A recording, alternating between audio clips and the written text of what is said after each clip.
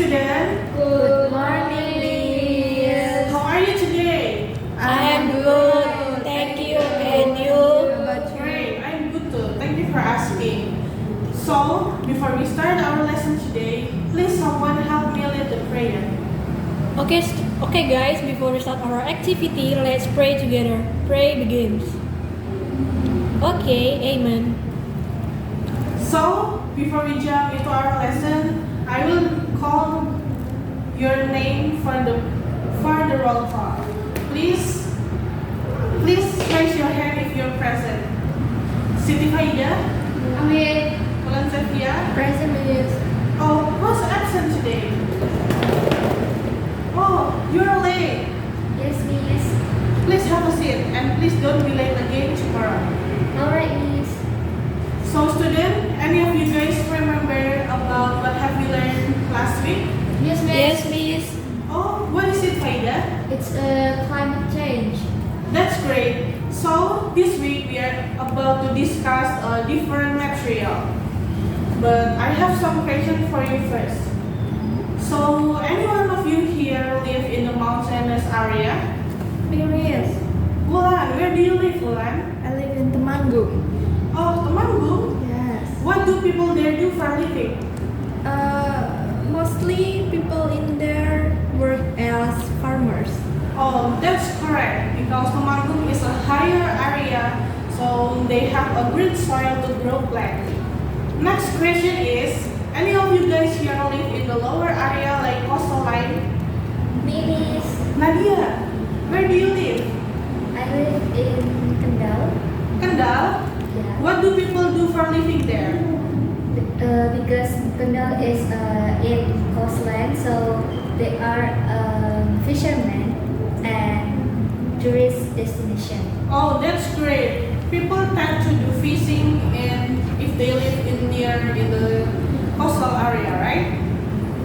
So that was the clue, everyone. Today we are going to discuss about how geographical conditions influence people economic activities in different regions in Indonesia. Now I will give you my PowerPoint slide.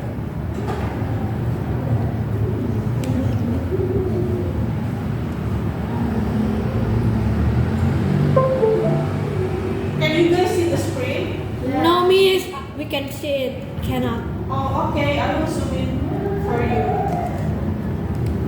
Is this clear, everyone? Yes, Miss. So, the first slide is, what is geography? Geography is a study of the Earth's surface. We will learn about climate, and weather condition. We will learn also about the natural resources and the landform. And it's not about that. Learning geography means that we will learn about how the geographical conditions shape our daily activities and it also decides about how we eat in every day. Because geographical condition is influencing people economic activities like some people do agriculture in the fertile valleys. They also do fishing in the coastal areas and mining in mountainous region and many more. And that's all is because of the geographical condition. Now, please with your friend answer my question. You can discuss with the friend near you. The question is, can you name about Indonesian land farm and natural resources around you? Yes, Miss. Magdalena, what is your answer? Gold, oil, and mineral. Oh, that's great answer. That is natural resources. And for the land farm, does any one of you can help me answering the question? Yes, Miss. Yes, Faida. Mountain. Mountain. Yeah. That's great. Any more answer? No. So that's guys. The things that have you mentioned is called geographical factor. It is included in geographical factor. Geographical factor a natural and physical condition that shape how people live and work in a certain region. So that's why you guys have mentioned that you all live in the different areas, and the answer is different because you are living in the different place with different economic activities. So geographical factor is divided into many aspects. The geographical location is the one you have mentioned before, the mountainous areas and the lower areas like coastlines. And then there is also climate, topography, and natural resources. Now guys, why do you think climate is affecting our economic activities? No one can answer? So I will explain it to you. Climate is affecting our activities because some of region in Indonesia really depending on the climate change during the day. For example, people in Temanggung where Wulan live, they are mostly a farmer. Farmers depends on the rainy day because the water from the rain help the soil to grow their plant well. Their plant is also affected by the volcanoes in the nearest areas. The volcanoes spray their ashes into the soil, but for the lower areas like the people who live near the sea, which their economic activities is mostly a fisherman, they depend on the rainy day, and they do not depend on the rainy day because they cannot do fishing when there is a storm coming. Also in the higher location like mountains in Papua where there's minerals contained on the mountain, they cannot also do the mining in the wet area. So that's why they prefer sunny day to do their activities. Is that clear? Yes, Miss. So we have talked about economic activities. What is economic activities? Economic activities is the activities that people do to earn their income for a living, or they have to work to provide their daily needs. I have prepared a table contained of region, geographical condition, and activities that people possibly do in their region. For example, the first example is Central Java.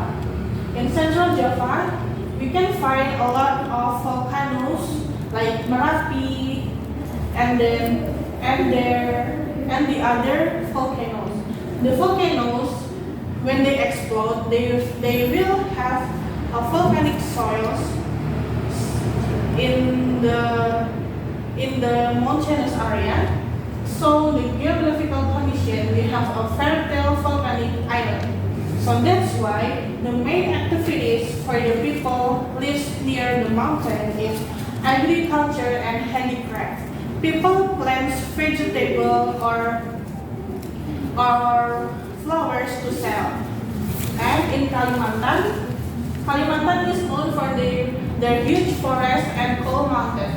So people there often do logging for their main activities. They cut the huge trees and use the wood to build a house or many furniture. And they also do coal mining because they're a huge mountain that have a lot of mineral to dig in. The next region is Papua. We all know that in Papua there is a huge mountain that contains gold and mineral. They all mostly do gold mining for their main activities. People there often do mining in the mountain to take the gold, and then they will explore it to domestically, and also they import the gold they have taken to abroad. And the last example is Sulawesi. In Sulawesi, we will find a lot of beautiful sea. There the geographical condition is coastline and rich sea. So people there often do fishing and seafood trading. So the fishermen may trade their oyster to lobster, or if they have lobster but they don't have a certain fish, they can trade it to each other. In the Sulawesi, there is also a tourist destination because the beautiful seas are good for diving, snorkeling, and many activities. Now, I have some example, and I want you guys to answer my question to check how far your understanding is. The first picture is a picture of a mountainous area in Bandungan. What do you think people might do in these areas? Farmer. Yes, that's great. People will do farming here. They can plant vegetables, fruits, or flowers for their main activities because they have a good soil from the volcanoes. And the next picture is industrial areas. Do you guys have ever seen this kind of building? Yes. Where do you see it? In the city. In the city. City. Kalimantan. Bandung. Oh, that's great answer. We often see the industrial building in the big city like Kalimantan, Bekasi, and Jakarta because they have a lot of people living there. So the industrial building here can help them to earn their income every day. The next picture, this is gold mining, where people take gold or minerals to sell abroad or domestically. Where do you think this activities is suitable? Papua.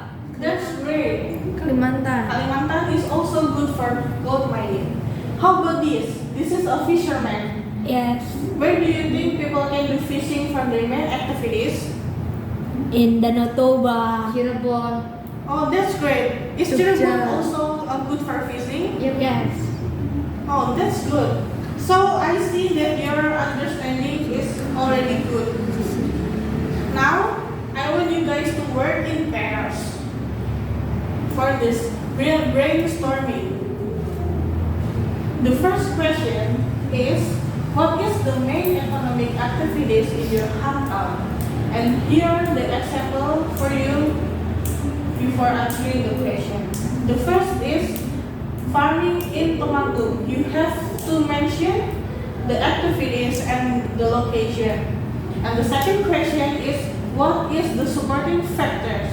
You have to mention the supporting factors that support the people activities in your region. Like if you live in Temanggung, you also have a good soil from the volcanoes. So the example for answering number 2 is volcanic soils from Merapi Mountain. Do you guys understand? Yes, Miss. I will give you 5 minutes to do these activities.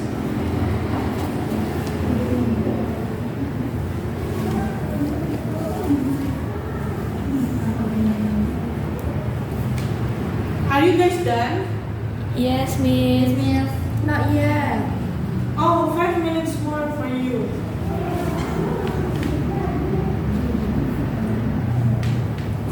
Finish? Yes, Miss. Now please hand me your answer. Oh, thank you. Good job, everyone. Now for the next activities, I want you to make a group of 4. Please make sure that each of you have your group. Yes, Anyone haven't got their group? No, Miss. So I will give you your task then. You see the table I have shown to you? Yes, Miss. So I want you guys to recreate these tables. You need to write the region, the geography, and the activities. for the geography, you can write the condition in the region, and for the activities, you will write the main activities for the people lives in this geographical condition. So since you are in a group of 4, I want each of you to provide 2 answers. So in the end, you will have to answer 8 answers in the table. But please do not write the region that I have written here. Do you guys understand? Yes, Miss. Alright, you will have 15 minutes to do this.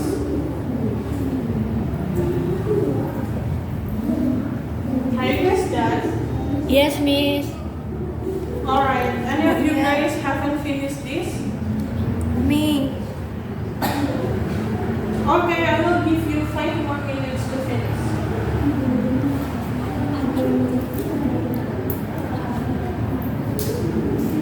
Finish already? Yes, Miss. Okay. If you guys already done your group work, please submit the answer to my table. Yes, Miss. Yes, Miss. Now students, for the last activities, I will ask you to ungroup and leave your group and sit down facing me because I have more individual tasks for you. Alright, Miss. The task is you have done writing down your group work here in the table. You have already written your answer. So now I assume that you already know some regions with their geographical condition, whether it is depending on the climates or in the landform. So you also have known the activities for the people there. So the individual task is you have to choose one region. You can take the region from the table that I have shown you, or from the region that you have chosen in your group work earlier. Please have one region in mind before I will tell you the next instruction. Nadia, do you already have region in your mind? Yes, Miss. Where is it? It's in Central Java. Oh, Central Java. So if you already have one region, like for example, Nadia chose Central Java. So I want you guys to pay attention to the region you choose, and you need to find the most possible geographies there and for the activities. And then I will ask you to put the ideas into a mind map. Clear? Clear, Miss. 5 minutes from now. Time's up, guys. Now I will have one of you guys to come forward to present your work. Okay, Miss. Okay, Wulan Sylvia, please present your mind map here.